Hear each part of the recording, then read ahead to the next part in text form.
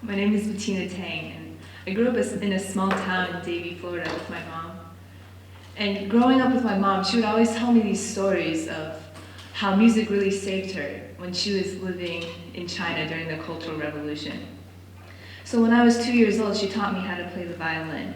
And it also became a way for me to really communicate and understand people.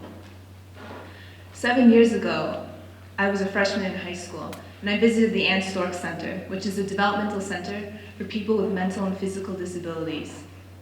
I visited with my high school, and being very shy, I remember being in a tour group, and I kind of ventured away from my tour group, and I walked into this training facility. I walked into a room, and I saw a man standing behind a glass wall, and he was banging his head against the window. There were bandages wrapped around his head, and there were 2 nurses surrounding him, trying to calm him down, but there was nothing that they could do. I remember standing outside that window, and I felt so shocked and powerless. And I had my mom just pick me up early that day. And it wasn't until later that night I heard my mother playing the Barber violin concerto.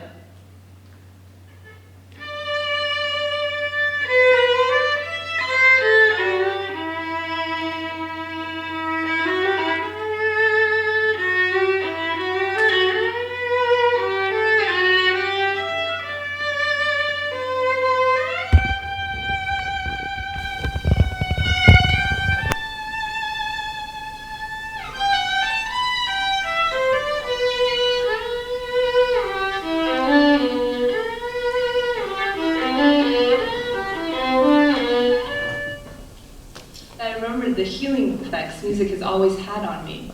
So I wanted to see if I could help others do the same. And I went back to the Ann Storck Center with my violin, and I decided to play this traditional Chinese folk song that my mom would always play when she lived in China. And when I first brought out my violin, I could tell the residents were very nervous. They were just crowded around me, and they were shaking, and they were fidgeting, and I knew that once I started to play the music, everything started to change. They started to sway back and forth. And some of the residents began to request their favorite songs for me to play.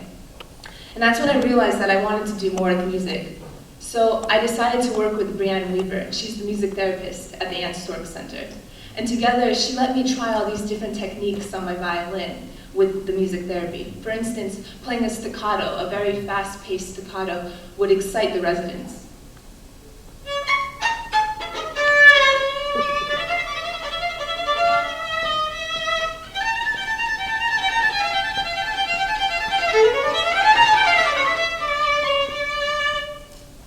Another example is playing very discordant chords would also excite residents who weren't as responsive.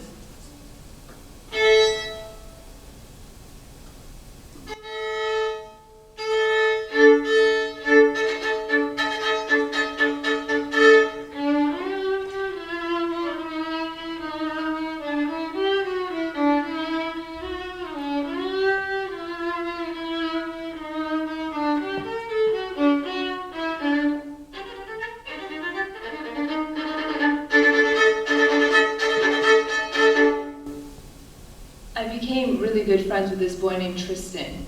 He was 4 years old, and he had Down syndrome. And when I first started working at the center, the teachers told me that he didn't speak much. In fact, they didn't know if he really could talk at all. But when I first brought in my violin, I played very familiar tunes, and his eyes lit up.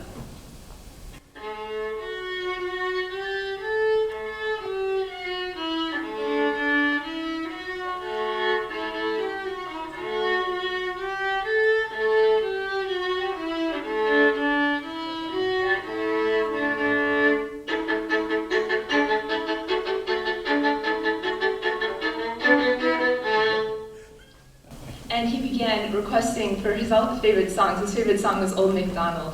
And he knew all the farm animals and was able to sing along to all the different pieces that I played. And even though Tristan couldn't form sentences, I felt like I found a new form of expression with him and I could communicate with him.